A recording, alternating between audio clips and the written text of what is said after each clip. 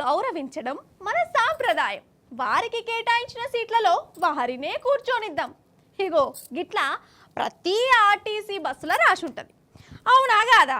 అంటే ఆడోళ్ళ సీటు ఆడోళ్ళకే, వాళ్ళకు అందరి ఇజ్జత్ ఇవ్వాలి. వాళ్ళకు సీటు దొరకకుంటే మొగోళ్ళు కూడా లేచి సీటు ఇవ్వాలి. కానీ అందరు అట్లుంటారు అనోళ్ళ. కొందరు కంతిరోళ్ళు ఉంటారు.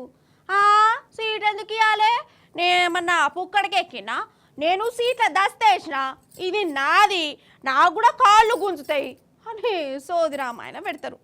సరే ఇక వాని పాపన వాడే పోతాడుతి అని కొందరు అనుకుంటే, ఇంకా కొందరు జరసేపు బైజ్ చేస్తుంటారు.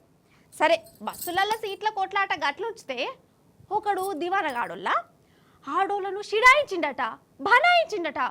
మరి మనం సబ్బు చేయకనే ఊకోవాలనా? యోగిట్ల సన్మానం చేసిరు మన అక్కలు, శుద్ధురుగాని రాని మరి దబ్బున.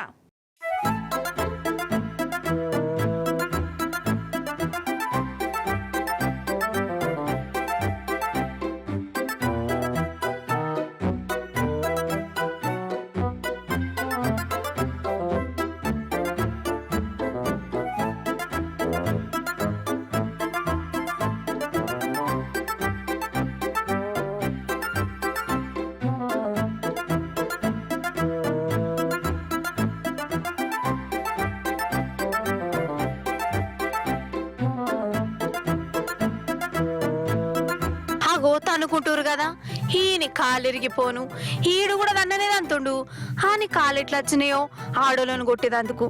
కానీ మనోళ్ళు కోలే కూసబెట్టి దంచుడే దంచుడు దంచుడే దంచుడు. అయితే రాజన్న సిరిసిల్ల జిల్లాలోలా సిద్దిపేట డిపోలో ఈ తన్నుడు కార్యక్రమం నడిచింది. మరి ఈడు చేసిన ఘనకార్యం ఏందయ్యా అంటే, తాగచ్చి బస్ ఎక్కిండు. అసలు తాగుడే తప్పు, అందులో బస్ ఎక్కిండు. మరి సప్పు చెక్క ఊకోవాలి కదా, సోయి లేకుండా వాళ్ళ నీళ్ళని చిడాయించిండట. మన అక్కలకు బీపీ లేచింది. అందరు కలిసి వాడిని గిట్ల దాన్నిరు. అయినా వాడు ఊకోలేదో ఉల్టా కొడుతుండు. లాస్ట్ కత్తే వాడిని అవతల పడేసిరనుకో, ఇగో గిట్లుంటాయి అల్లా ఒక్కొక్కని శేఖలు.